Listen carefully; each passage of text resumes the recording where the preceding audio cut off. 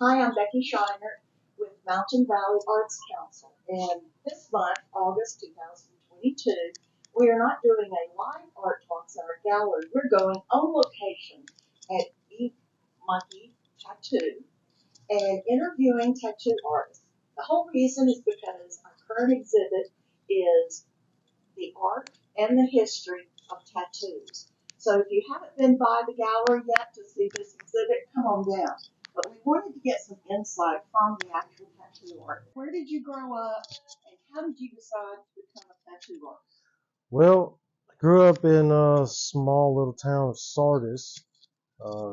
Always drew as a child, just random goofy stuff all the time. But biggest thing for me was growing up. I had a buddy of mine whose father was a tattoo artist, and knowing him and being able to be involved in what he was doing and everything else, it kind of led me into that genre of work scheduling. So, and seeing the kind of money that he could make and, the art that he could put out, it's just it's lifelong. So, I mean, it was just something that was able to spark my interest enough for me to get into. So how long would you say you've been a tattoo artist? 18 years. 18. All right. Okay, Ben? Hi, my name is Benjamin Alexander. I grew up in Florida. I've been a tattoo artist for about 4.5 years now. And the way I got into it, it just kind of happened. I got in it late. I was 38 years old. Um, Through school, I drew pictures, kind of doodles. Around the age of 17, 18, I tried to draw a portrait with pencil and paper. I saw somebody else doing it and found out that I could copy things pretty well as far as portraits. So I spent a lot of time doing color pencil portraits, charcoal pencil portraits, and such. And then I checked into apprenticeships when I lived in Florida, and they were just out of my range. I wasn't able to do it. And then I found an apprenticeship at the age of 38. Just kind of got my foot in the door and just went from there. And so just continue to grow by being surrounded by artists that have a lot of experience and they're good at their craft. So that's kind of been the motivator for me to keep improving on my art. And where do you live now? I live in Grant now, so I've been in Alabama for about 5 years, and so this is home. I'm Damon Christian. I've been tattooing 8 years. I'm from Macedonia, if you know where that's at, middle of nowhere. When I was about 12, my mom would go to like Artistic Ink and get tattooed. And there's a guy named Jeff there. He had a big rainbow beard. I was like, super sick. I want to be like that. And I just started drawing all throughout high school. But I just kept working at it. And eventually, 3 days before I turned 21, I landed an apprenticeship, paid a couple grand, worked my ass off, and here I am 8 years later. All right. Well, since you've got the mic right there, Tim, tell me about Damon. some of the different. Sorry, Damon. Some of the different genres of tattoo art, because I understand y'all kind of pigeonhole it into. Oh yeah, you picked the wrong one for this one. I only do one. But what do you do? I'm a color specialist. I mean, there's thousands of different styles of tattooing, and to do them each one, you need to be versed in that specific one. So generally, your general street artist will take anything, but that doesn't mean it's going to be good. You want a specialty artist that and go find the person that does the thing you need. They'll generally do about 4 or 5 things that they're good at. But you wouldn't want me to do a portrait of your grandma. I would send you to Ben. Okay. So you do refer between each other and stuff. Oh yeah. I'll refer you to Huntsville if I think that's where you're going to get a better job for what you're wanting. It just depends on what you're wanting. All right, Chance, since you've got a mic, what do you have on the different genres? What are your genres? Like he said, there's so many different areas, and That's a hard question. it is a hard question. It's as far as picking and choosing, I mean, everybody, like he said, all of us have our own different types of styles, and um, basically mine is more black and gray. Just I do a lot of more of the horror theme area stuff, and of course now I do a lot of the girly stuff too. So, but it's keeping up with trying to specialize in everything out there is so hard to do. Being good at it is one thing. Being a specialist at it is totally a different one. Um, So it's really kind of like the medical field in that you've got the general practitioner and then you have all the specialists. yeah, sure, for sure. You know, your typical doctor, is like Ben. He's not going to do any type of surgery there. He's going to send you to somebody who's better at the surgery than he would. So it's basically the same idea for sure. Yeah. Do you have anything? Yeah, I can just back up what they say. There's a lot of different genres. My advice to anybody getting a tattoo is to know what you want done, a theme, a general idea before you get one. And then just kind of research your artist. Find out that they do that thing, just like Damon said, that you want done. We got a good mix here. So, typically the average person that comes in, we ask them what it is they're wanting, and then we have the right artists to fit that we schedule them with or refer them to, So that's kind of how we do it. Kind of ties in with that question: do you ever say, no to people and their requests? It's Damon's favorite word. You could elaborate on that, but and me being new to tattooing, that's something that I've learned, and thanks to Damon and thanks to Chance, that sometimes you just don't want to take on a client because their request um, can't be executed well. It's not going to look right, and at the end of the day, it's us giving art to a person, and we want it to look as good as we can. And if those requests or stuff are hard to mash up together or whatnot, then we just don't do it. We just say no. So what would you say is the most common request just walking in the door, since you have such an array of different artists to draw on? What would you say is the most common? I was thinking, I've seen, just looking at the tattoos that came to the reception, and folks, as we've talked about our exhibit, you have the memorials of different kinds. You have the love interests, of course, Yeah. and you have religion. We saw several crosses. Do you get a lot of military affiliations now? I do get, so our fair share, of military type tattoos. A All lot of kinds, really. The most yeah, common things are like floral, like you said, memorials. I guess would. it's a lot of patriotic tattoos as well. I mean, a lot of people now, because of the way the economy and everything is, everybody's the gun laws and everything that they're trying to pursue and this, that, and the other. Everybody's going back into that whole "we the people" with flags and stuff like that to try to stand out their own personal way for America itself. So yeah, we get a lot of patriotic stuff and a lot of infinity symbols and Whatever's trending on Pinterest. right. All right, let's get the mic over here. At the MVAC reception, one of the attendees that I happen to know was your client had a complex dragon tattoo with, I think she had red, yellow, green, and dark blue colors. What are the complications of using different colors? There's not any if you do it right. They're not any. If you do it right. The biggest thing with doing a piece like that and doing color,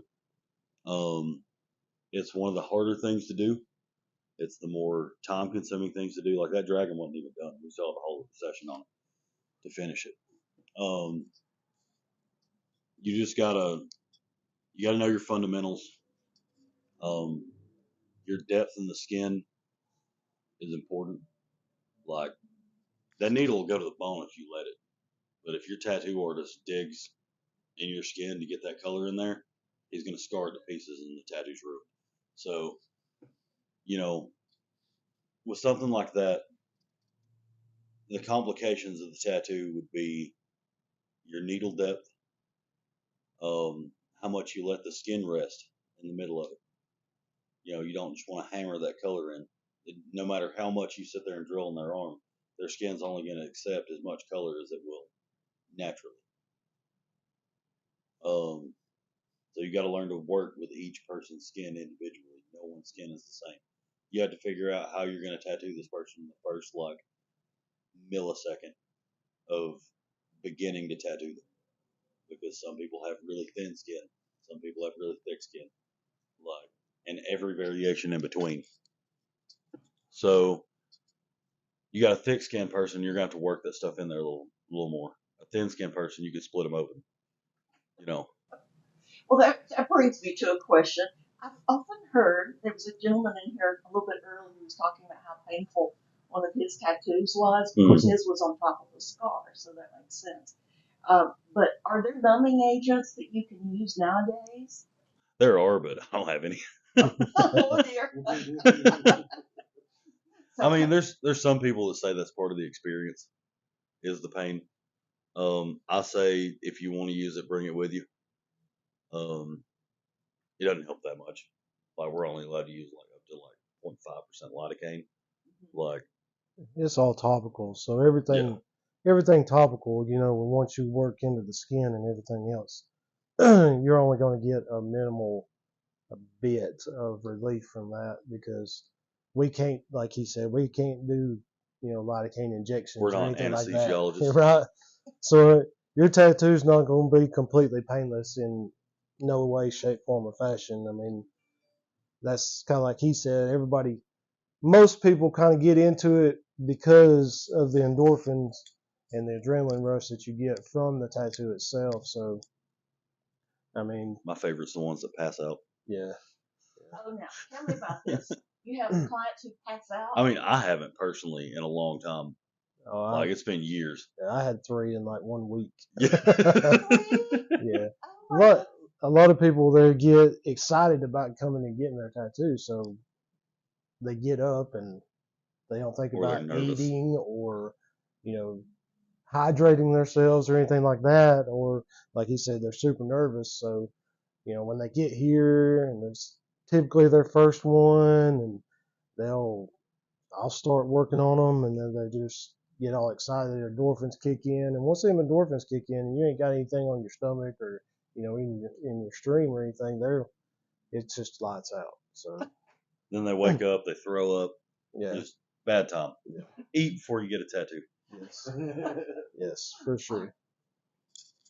Well, Ben, I want to ask you, is there a perfect age to get a tattoo? Because you always hear about tattoos molting and melting down the body as everything starts sagging as someone gets old. You know, I might not be the best person to answer that. I haven't really seen the effects, you know, of a tattoo I've done long term. I have seen some and reworked some, covered some up that have been aged very, you know, not in a good way. But yeah, I notice on younger people that a lot of times the ink goes right in the skin. It's smooth. There's not a problem. And some people, just like Damon said, have the older, thinner skin, and it does cause problems. Some of them I can't work on. Yeah, some of them, as soon as you touch them with the needle, it splits the skin open. It bruises, all kinds of problems with that. So you just got to try to notice that. And So is there a redo market? Huge. There is, huge. yes, yeah, unfortunately. And one of the things I'm learning is that, you know, not to say no sometimes, because you can create a bigger problem or a bigger mess than what they already have, you know. And a lot of that is there's just some bad artwork on people, and it's really dark, like my arm or something, and someone comes in and they want this covered. I don't know what to do with that, you know. So we do recommend laser and make better decisions sometimes, you know. Yeah. Do you try to guide the clients on what they put on and also wear? You have to. Yes. You have to. Yes, most certainly, as That's as what- artists in our industry. If they could do something stupid, they will. Yeah.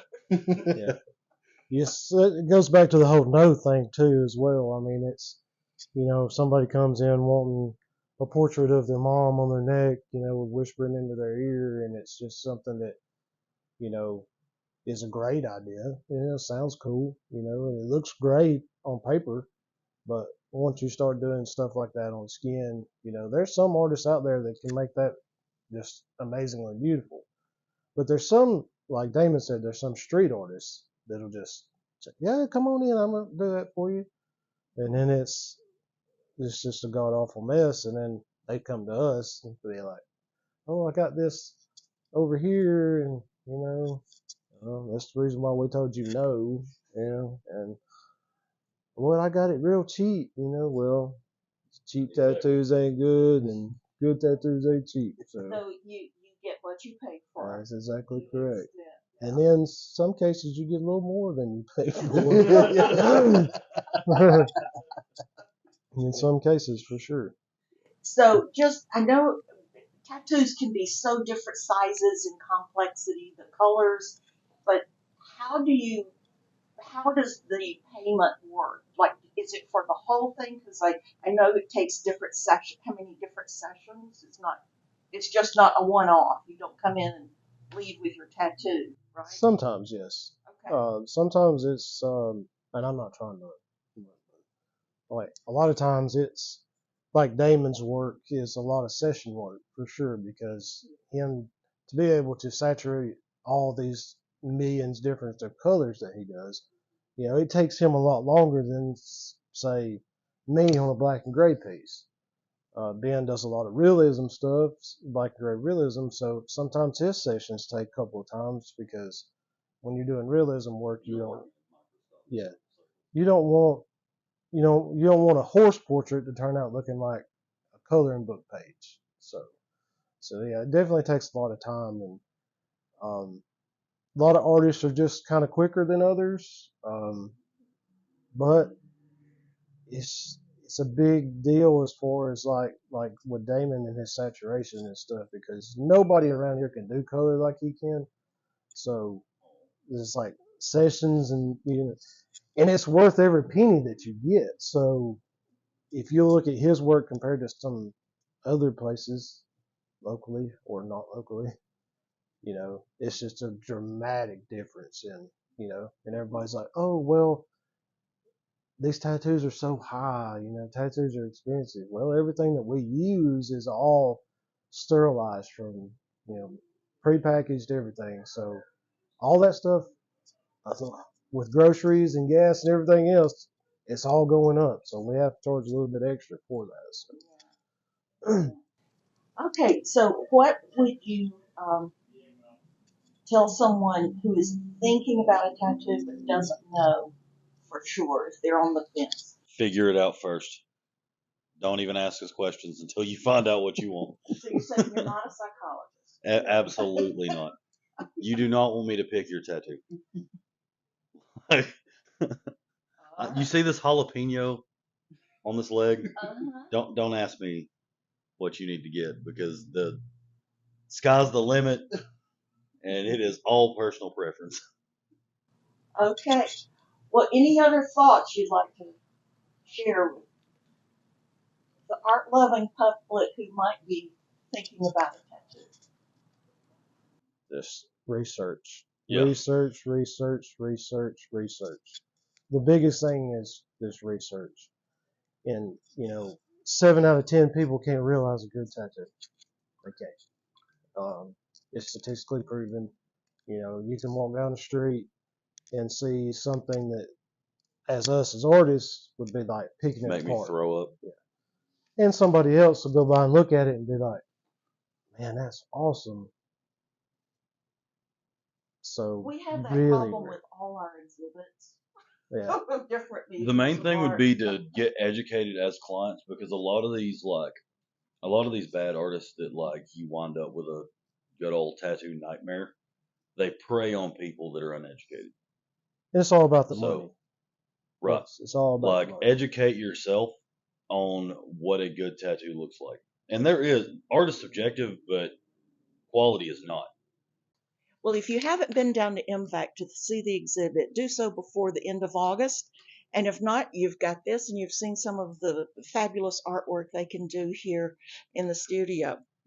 The MVAC Gallery is located at 440 Gunter Avenue, and if you just continue south down the street to 1428 Gunter Avenue, you'll find Ink Monkey Tattoo. So you can see these guys, and if they have the right kind of skill set for what you want, you might be in the tattoo business. Thank you for watching. Bye.